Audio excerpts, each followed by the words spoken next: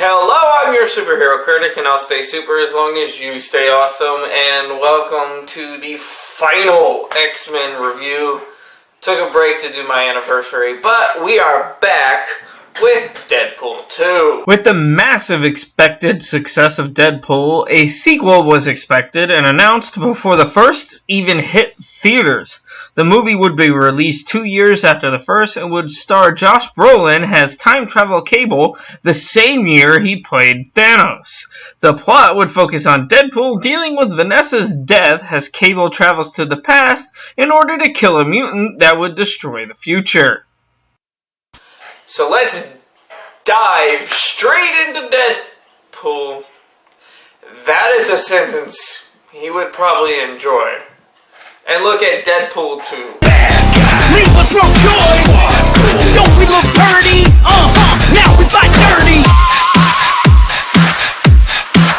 X-Force. We begin with a very depressed Deadpool setting things up to blow himself up before he reveals that he has been tracking bad guys for 6 weeks all over the world, giving a hilarious fight scene to Dolly Parton. The montage ends with our hero being chased out by a group of killers. Nothing but a sense of power within yourself, a sense of certainty that you can pull something off. And you can create that feeling literally in a moment. It's not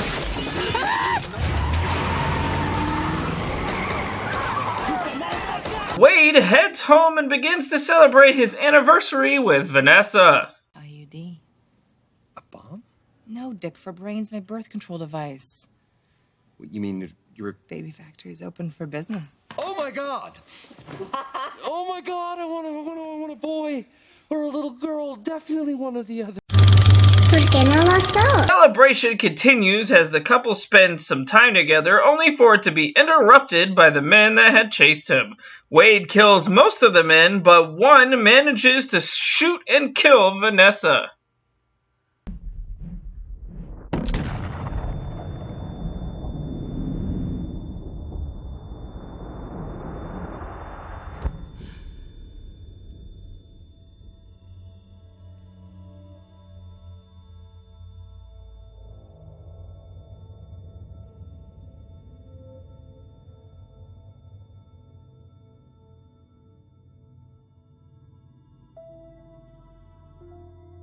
Can this scene go any slower? Wade is, of course, distraught as he kills the guy he was after in rage by trying to jump in front of a truck to take him with him. We then get a James Bond-style opening parody that is done amazingly, including down to original song. Or do you want to build a snowman from Frozen sound suspiciously like Papa Can You Hear Me from Yentl? Papa, can you hear me? And now it's never going to be out of my head. Wade is upset, clearly, and Weasel tries to be a friend, but sends him home. Instead, he seeks advice from Blind Al, who tells him to figure out how to deal with the pain. So he then tries to kill himself in multiple different ways. This brings to his mental block in the form of Vanessa. Ness? Ness! Ness, there's something here. I can't get to you. Your heart's not in the right place. Your heart is where your anus should be, and you're just shit-hearted. Colossus takes Deadpool to the X-Mansion as the character Russell is brought to a clear entrapment for mutants. Colossus begins to want to bring him into the X-Men as we get the best cameo possible. Fuck! You think the studio would throw us a bone? One that doesn't end up in my mouth? The first movie made more money than the guy who invented pants. Okay, they can't just dust off one of the famous X-Men. How about that Potts with the giant pigeon wings? What do those do anyway, huh? Carry him 3 feet off the ground to snatch up the nearest muffin crumb? No. Colossus does a therapy act as we head to the future as Cable heads to the past on a clear path. However, Negasonic does not believe that Deadpool's charade is actually true before we go back to Russell and the other kids are clearly being tortured and basically forced into conversion therapy. Conversion therapy is fucked up and wrong, and any of you who support that can get the fuck off my page. The X-Men head to the Russell incident where he is attacking people to defend himself. Wade does what he can to try to calm the kid down and reason. When that doesn't work, he does something unique with his katana.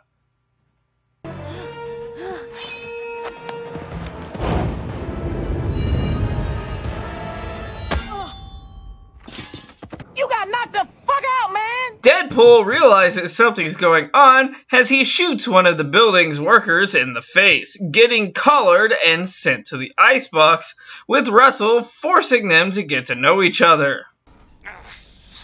I wanted to be a superhero. Always wanted a real super suit. What happened? When was the last time you saw a plus-size superhero? You are oh so wrong. Big Bertha, Bouncing Boy, Faith. That's just 3 off the top of my head. Should there be more? Yes, but that's not the point here. Cassidy continues the jail fight on Wade and Russell.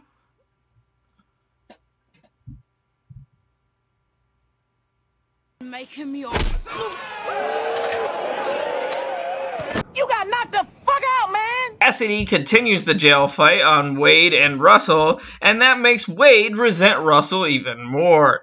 Cable then breaks into the icebox, killing guards and heading after Russell. Wade, however, fights for his own life, and after a nasty fall and broken inhibitor, the two finally fight for real. Who are you? Very bad DC reference. The tussle keeps going until they are basically bruised all over. Dubstep's are pussies. You're so dark! These ain't not from the DC universe. Very bad DC reference. The fight continues as they become part of an avalanche. Wade gets another mental vision, and Wade finally realizes Russell's importance. Weasel and him then decide it's time to put a team together, and during another riot, Russell meets a mystery mutant he tries to befriend. We then meet the new X-Force, Bedlam, Zeitgeist, Vanisher, Shatterstar, Domino, and Peter. Yeah. You're in. Yeah. Oh, he's so angry. Cable interrogates Weasel as the convoy heads out, and DeadPool names the group X-Force as they jump despite all of the high winds. But eventually they are all maimed or killed in terrible yet hilarious ways, including a cameo from Matt Damon. Domino then shows off her powers of luck getting into the convoy. It then becomes a fight and a car chase through the city. Russell then lets out his friend, causing a crash.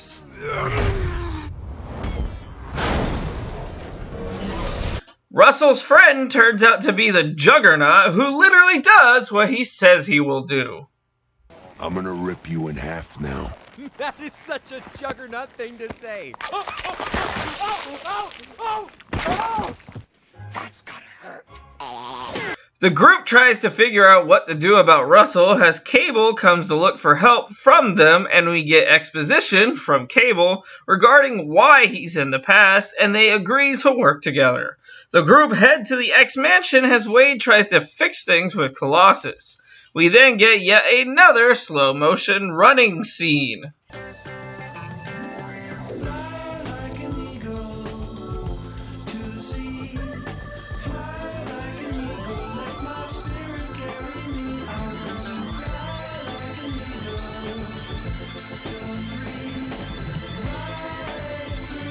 Russell begins his destruction as the Juggernaut essentially kicks everyone's asses. Colossus shows up to help and takes Juggernaut on directly, while Cable and DeadPool take on the Groundsman, and Domino saves the kids. Warhead and Yukio show up to help take down Juggernaut.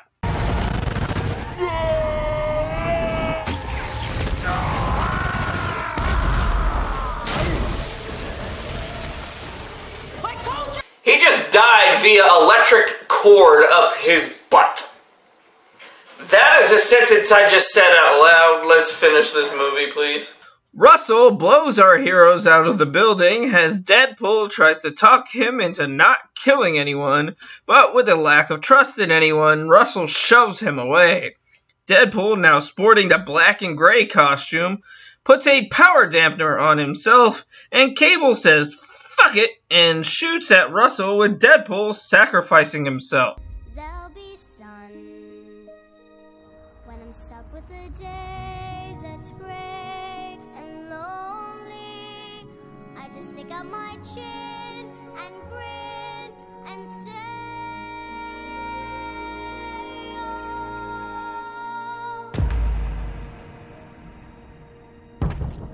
the sun will come out tomorrow, so you gotta hang on till tomorrow. Deadpool begins to die as Russell trusts him more and more after a very lengthy, rambling Deadpool finally dies.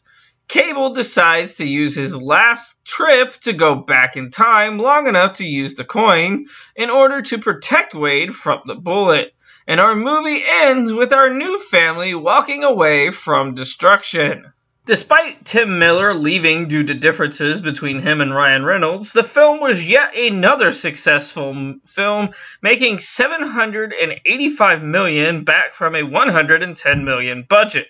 The movie was also released as a PG-13 version called Once Upon a Deadpool, where our hero tells the movie as a parody of The Princess Bride to a captured Fred Savage, but that copy got mixed reviews, but $1 of every ticket got donated to the Fuck Cancer charity.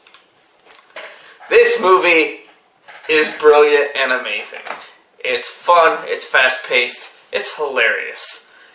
I understand why it was so successful and why it was even more popular than the first film. That being said, really should make that a shirt. Anyway, that being said, join us next time as we take a look at something within a certain 90s version of the Spider-Verse.